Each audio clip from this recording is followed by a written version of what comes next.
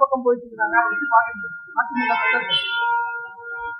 அதாவதுங்க, ஒரு பெரிய வெற்றிய தாவேகா எதிர்பாராத பெரிய வெற்றியை பெற்றிருக்கிறாங்க பொழுது, அந்த வெற்றியை பறி கொடுத்தவர்கள் வெற்றி பெற்றவர்கள் கிட்ட போறதுங்கிறது சாதாரணமா நடக்கிற விஷயம் தாங்க.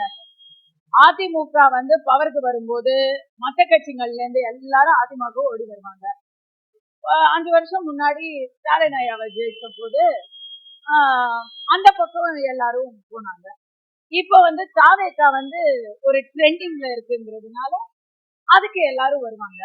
நாளைக்கு இதுவே அவங்களுக்கு ஒரு எதிர்மறையா ஒரு நடந்துச்சு, ஏதோ ஒரு பிரச்சனை நடந்தா போயிருவாங்க.